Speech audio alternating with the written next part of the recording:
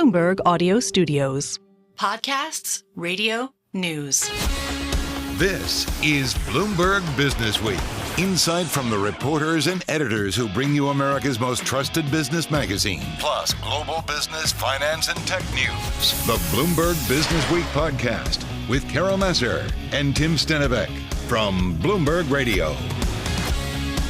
This is not my world, but bear with me for a second here, okay? All right. Let's say you're a manufacturer. You've designed a specialized widget, but you need a machine to make said widget. Okay. Are you with me? Yep. Okay, Totally. You need special machine. Yep. Designing that machine, it's not in your wheelhouse because you're a widget designer, not a widget machine designer. That's where Vention comes in. It's a cloud robotics platform that allows people of all stripes to build their own custom industrial machines. It's got some big backers: Bain Capital Ventures, Georgian, Fidelity Investment Canada, Bolt Ventures, among others. It counts Amazon, Boeing, Blue Origin, and Stryker among its clients. That's according to its website. We've got with us the founder and CEO of Vention, Etienne Lacroix. He joins us here in the Bloomberg Interactive Brokers studio. How did I do? Did I describe You said it it right? pretty well. Thanks for having me, Tim. Thanks You for having create me, the Carol. machines that create the widgets. We create the machine that create the machine. Correct. And we help small, medium business, mostly, get starting with their industrial automation journey. So you said small and medium businesses, but some of your clients known. are huge. I mean, Boeing, Blue Origin, Stryker, those aren't Amazon. Amazon is not a small or medium-sized business. Correct. We serve both, but let me speak about small, medium business first, right? Yeah. Those are 90% of the manufacturing business in North America, and they face the same labor shortages and cost pressure as those bigger clients. Yet it's really, really hard for them to automate profitably today with industrial automation technology. Right? If we want to solve to some extent the manufacturing renaissance, this is the problem to solve: small, medium businesses, and that's what we're trying to do here at Vention. Well, it's the bulk of the backbone, like we talk about, right? What is really the backbone of our economy? Correct. And there's so much, obviously small businesses, but in the mid-cap space, there's so much that goes on. We don't necessarily spend as much time as we do to the big cap names, but so much is going on there. What would surprise someone who was listening about your business? Right. I think what's changing in the world of industrial automation is what I call software platforming and hardware productization. Software platforming basically is the ability for somebody who design machine to do all the act of design, programming, deployment in a single platform versus 6 to 10 different point solution today. And hardware productization is having kind of Lego kits, industrial Lego kits, where all the components are de facto compatible with one another. When you bring those two things in the same platform, magic happen, and you can make the act of designing those machines that make the machine significantly faster and accessible to small, medium manufacturers. Etienne, give us an example. Like, I think if somebody's listening, and like, I get when you're kind of talking like big picture and stuff, but give us an example of something that you've done without maybe giving away too much of what you have done for a customer. Let's say you're a small home decor manufacturer. You're manufacturing wood frame for Walmart, and you need to apply glue.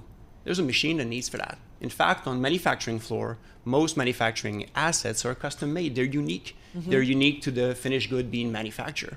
And as a result, those unique finished good manufacturing asset needs to be designed and programmed. So you're the small, medium frame manufacturers, wood frame manufacturers, you need to figure out how to staple that frame, how to apply glue, how to apply the back cover. Today, those things are made with custom machines that are designed with traditional technique. So how much time and money does your technique save versus a traditional technique? When you start to platform and productize, what we see our users save is around 40% and go 3 to 5 times faster than more traditional industrial automation technology. This is a game changer for the industry. So you're actually creating the equipment. I bring this, right? Because I'm bringing this up like early on as a college kid, and my mom worked for a company, and I would spend some time in summers and my time off working with them, and they were a plastic company, and they made things like sprockets and gears, and they would have molding, and they would have all these corporate customers, and they would custom design the molds, if you will, to make whatever designs they needed. So you guys are actually doing, if I was kind of doing apples to apples, the molds or the devices and designs to make whatever that they have. Well, your that clients. gear that is initially molded needs to be put in and out of a machine. Probably it's a human doing that today, but it could be a robot. And that robot needs to figure out how to take the part out of the machine, how to put it in a tray so it can go to the next operation. That machine that replaces a human is unique. And those machines are really, really hard to design today, right? That's what we're solving. So, like, you do have some big customers, though. You have Yes. Tesla, you have Facebook, you have Apple. Can you share what you do for them? So even in those large throughput manufacturers, you always found what I call secondary and tertiary process. It's not the final assembly line. Right. It's perhaps the metrology lab or perhaps the R&D lab. And those lower throughput processes also need to be automated. And it's really, really hard to automate with today's technology because the cost is simply not compatible with the payback. That's what we're going to do with those Tesla and Apple of the world. So if somebody were to use the product, or when somebody does use the product, they design it using their web browser. Correct. Sort of like a version of CAD on the web browser. You design with industrial Lego. You go online, Yeah. you will design with a library of industrial Lego parts, robot conveyors, sensor motors. You will see price in real time, assembly time in real time, automatic bill of material. When you're done, you program in a code-free environment, so we keep the experience simple, and you order, and you get your IKEA box equivalent the next day That's for what I you was to going assemble. to. That's how much time does it take? So from an ideation of a machine to the delivered machine, we have clients to go as fast as 3 days. And that contrasts with the traditional world of automation where those projects takes 3 to 9 months. You know, when you're setting up something from IKEA, it has the picture of like the two people standing there you mean scratching their heads. You mean that? Yeah, and they're like, the question mark is over their head. that you stare at for like we like an to say hour? that we make it easier than IKEA because Okay. we actually laser engrave the part number on the parts. You know what goes where. Okay, that's what I was going to check But on. how easy is it to do? Like, how much customization do you have to ultimately Right. do? Because it sounds like you guys have things that people can kind of take off the shelf, right? But how much customization goes into this process? There's around 2,000 templates available online for So it's a people to lot. jumpstart their journey, but most people design, again, machines that are unique to them, right? The goal is not to serve here a control expert or a roboticist. The goal is to serve an average manufacturing professional who knows his shop well, but couldn't do it if the tool is too complex. How often does that average manufacturer need to pay you money? Because I'm thinking here, is there an opportunity for recurring revenue? Yeah. Or is this like, you fill your shop with the parts you need and then you don't need to go back to Vention? Actually, most of our business is actually reoccurring instead of saying recurring. And those manufacturers, when they learn the tool that are freely available online, stick to it because it's so easier and more convenient than more traditional approach. So for their next machines. And we go for the next machine and the next machine and the next machine. So the business that you are seeing, since you play in like the small and mid-cap space, although you do have some really well-known companies as well, what you are seeing, what does it tell you about the level of business activity that's happening right now? And what does it tell you about the business economy? So we're right definitely operating at a lower level than what we've seen in 2020, 2021, and mid-2022, right? That said, the cost pressure and the labor shortage are just as intense as they were back then. So the pressure, the need to automate. The long tail the long tail win is there until 2030 because the labor shortage in the United States is structural until that time. So what does that mean for your business in terms of what kind of growth you anticipate? Well, we're quite happy. 2030, you're seeing that's a pretty long runway. You're Tailwind, saying yeah. 6 years out that you say the labor market, there's going to be shortages. Correct. Right. So we're very well positioned to leverage those tailwinds and help those small businesses automate by themselves. Profitable? Not yet. There's a lot to build the next industrial automation giant. So we deliberately invest quite a bit in R&D. IPO on the horizon? Because Vention is a platform business and there's so many revenue stream monetization potential, yes, Vention has the characteristic to be an IPO-able business. Very cool stuff. When? Yeah. When? We'll see what the future brings to us, but the rhythm we grow, we believe is going to be possible before the end of the decade. All right. Decade. All right. Etienne Lacroix, thank you so much. Founder and CEO of Vention, joining us here in our Bloomberg Interactive Broker studio. Carol Massar, Tim Stenovec.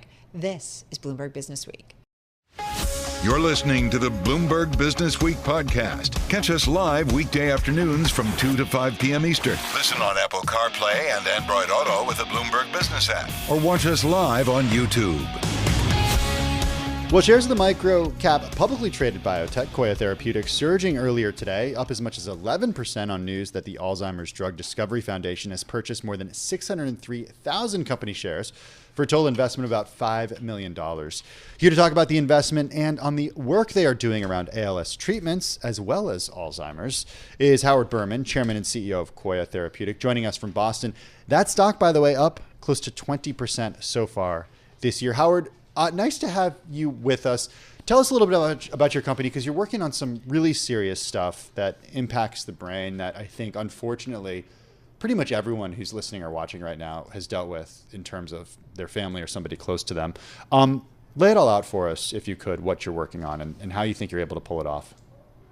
Right. Well, thank you. It's a pleasure to be here today.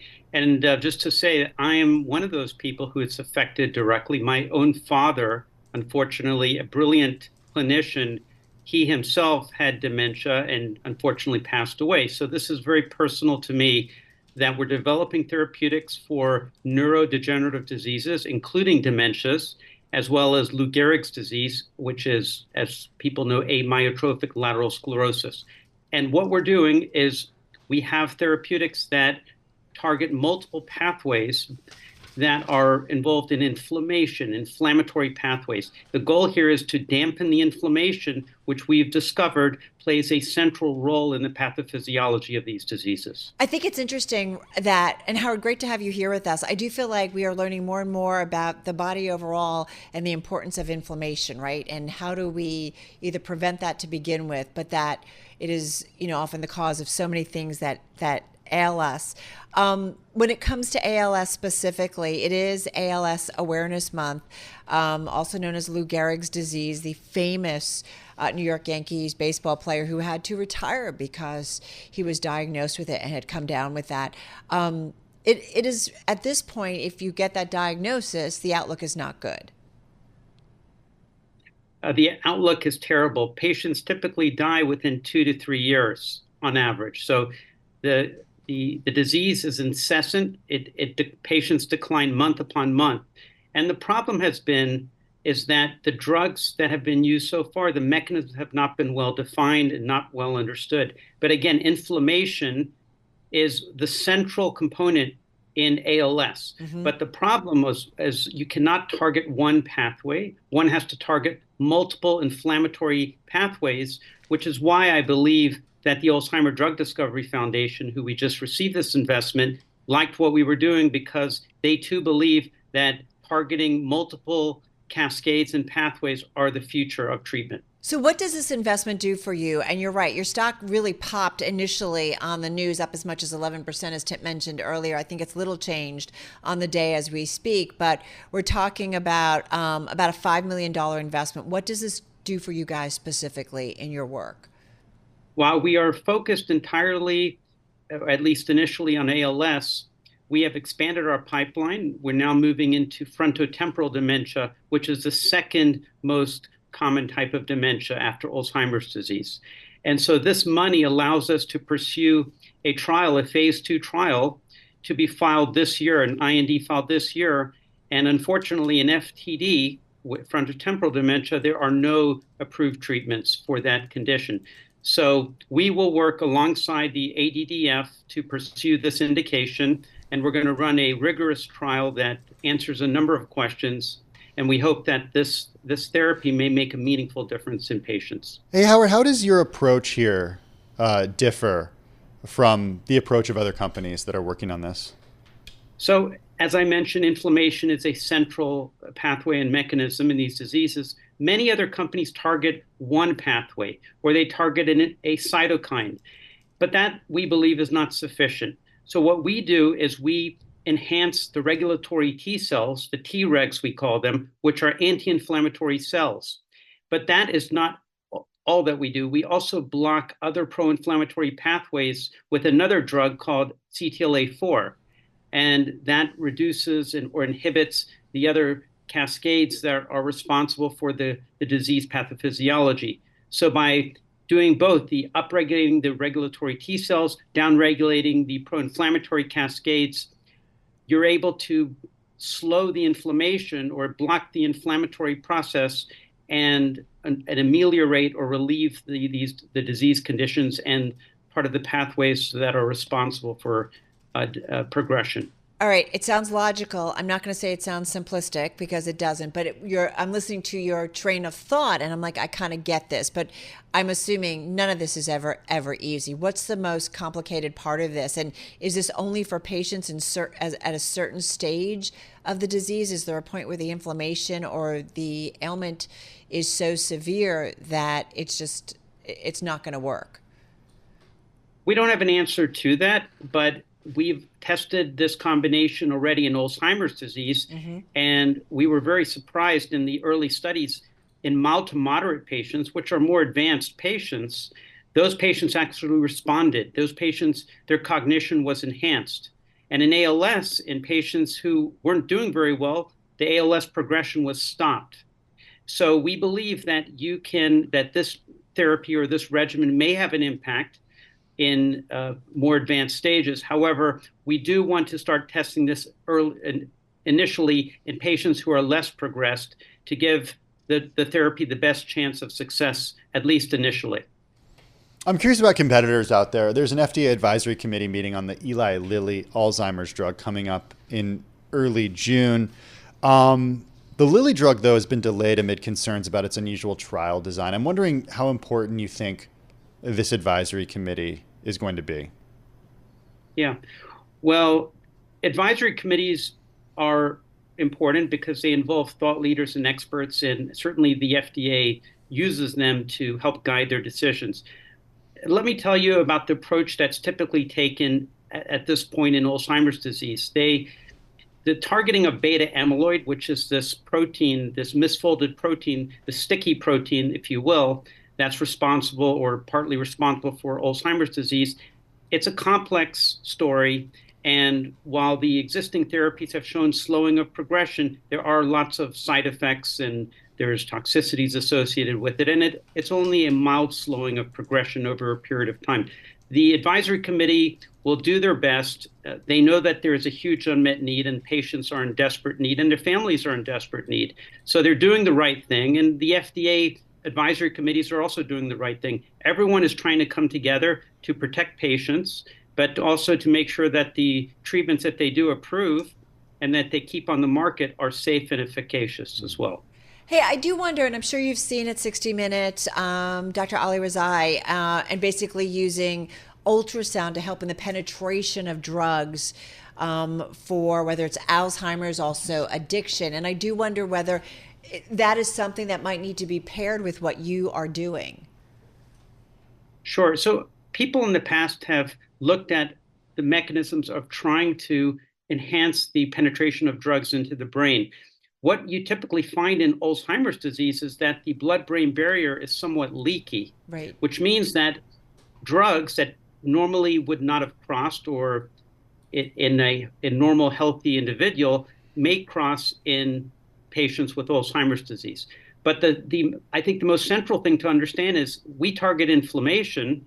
And if you can modify inflammation in the periphery, in your blood, that actively involves manipulating the cells in the central nervous system in the brain because the immune cells can move back and forth from the periphery to the brain. So in our case, we don't need to manipulate the blood-brain barrier, but there are also issues or possible toxic effects by trying to make the blood-brain barrier more penetrant for drugs in the periphery. Well, I just, it was something top of mind for me. I spent some time talking to Dr. Rezai at Milken and one of the speakers. So I hope you will come back. I know phase 2 trials, once you guys know a little bit more, I hope you will touch base again because this is obviously something on the mind of a lot of us. And as you said, you've had personal experience, and we certainly all have personal experience with that as well. So I hope you will come again. Howard Berman, Chairman CEO of Coya Therapeutics, joining us right there. I'm driving in my car. I turn on the radio. How about you let me drive? Oh, no. Who's gonna drive you home? Honey, please, I'll do the driving. Drive on. Excuse me, I want to drive. It's the question that drives us. This is the Drive to the Close That funky music will drive us till the dawn. on Bloomberg Radio. All right, everybody, just about 18 minutes left in today's trading session, getting ready to wrap up this Monday trade. And as you said, Tim, anything in the green on the S&P 500 would be another record. It would be the 24th record on the S&P 500 this year. The S&P 500 up 0.1% right now. The NASDAQ up 0.7%. But that's we just enough. got the numbers. But it's that's enough. So far this year, Carol, yeah, 12% up on the NASDAQ composite, 11.3% on the S&P 500. Yeah, I'm looking at the S&P. It's May. It's not a bad year. Sell in May, go away. Oh, wait, does that happen? Could it? It depends on the year.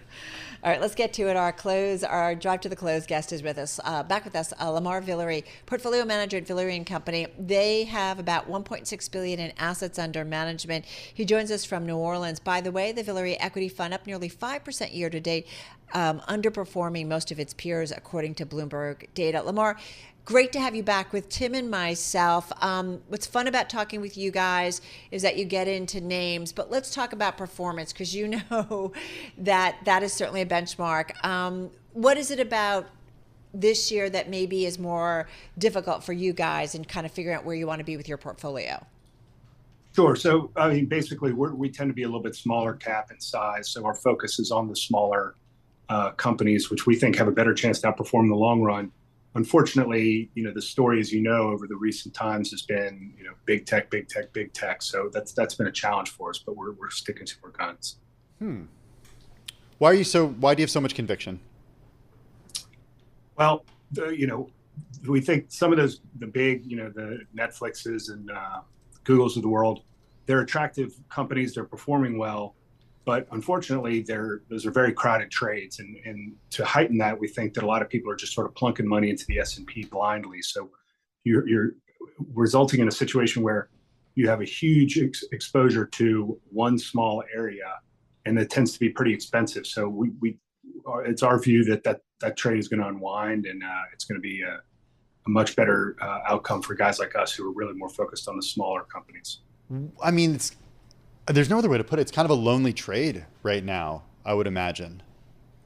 Yeah, there's definitely, it's more fun to be with the crowd for sure. But what we've learned over 100 years we've been around, and that tends to end badly. So we're sticking with our guns. What's the catalyst? Is it a lower rate environment as long as we don't run into a recession? How do you see it?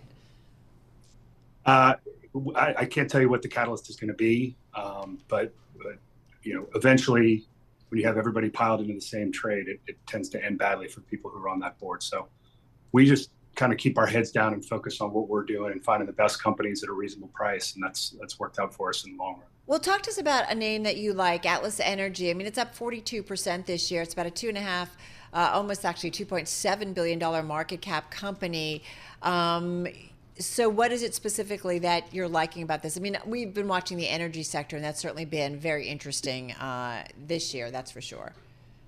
Yeah, so Atlas specifically, even with the fact that it's traded well in recent months, you're still talking about a company that's trading at below 10 times next year's earnings. Furthermore, they've got their pipeline, or their Kermit Express, which is going to deliver 46 miles of conveyor belt delivering the sands throughout the Permian Basin.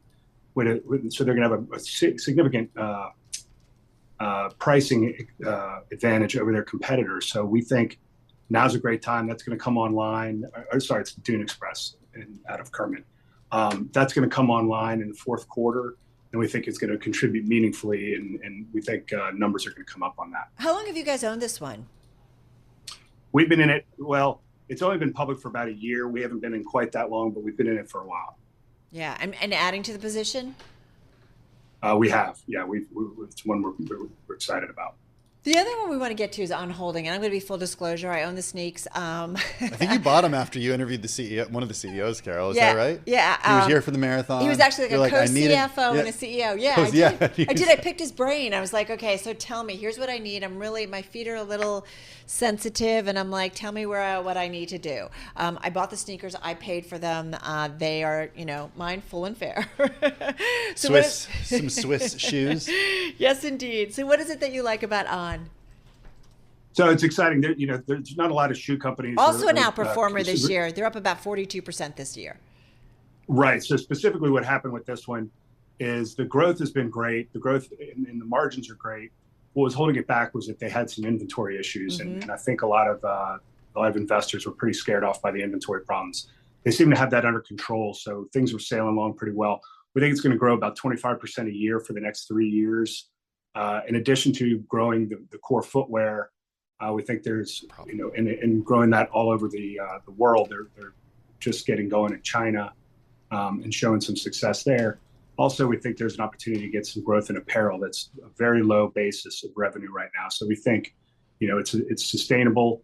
You've also got the Olympics this year, which is going to highlight or shine a light on a lot of the athletic companies. So we think On's an interesting place to be in an area where you really don't. It's hard to find growth. All right. I got to ask you, Palomar is another one you like. It's way up this year. Are you, so help me out here, because these are all really top performers. And yet, as we said, the fund overall is underperforming. Give us a name that's been a little bit more challenging, if you would. Well, over the last year, these have performed well, but this is just in the last couple of months that these have really picked up. So, these are the names that we've been growing and focused on. Some other ones in Villere Equity include JB Hunt, among the largest holdings. Second to Palomar. Talk to us about JB Hunt and what you like about JB Hunt. Sure. So we actually purchased JB Hunt during the COVID downturn, and it was just kind of a high quality company that we were able to take advantage of the difficult market environment and take on a position there. It's performed very well. We tend to believe that the U.S. economy is holding up well, and we think the outlook is still bright. The rumors of the recession seem to be not really materializing. So we think the economy is holding up well, and JB Hunt obviously is a great way to play that. So holding on to it and not looking to get out of it. Correct. Yeah. We focus on smaller cap companies, but we're not restricted to it. We have an all cap approach. So when we are able to find larger companies with interesting valuations, we're able to participate. Yeah, and that's about a almost $17 billion market cap company. Hey, listen, Lamar, thank you so much, and thanks for going kind of in and around your portfolio. We appreciate being able to talk some names with you. Lamar Villere, he's portfolio manager at Villere & Company, as we said, about $1.6 billion in assets under management, joining us there. This is the Bloomberg Businessweek podcast, available on Apple, Spotify, and anywhere else you get your podcasts. Listen live weekday afternoons from 2 to 5 p.m. Eastern on Bloomberg.com, the iHeartRadio app, TuneIn, and the Bloomberg Business app. You can also watch us live every weekday on YouTube and always on the Bloomberg Terminal.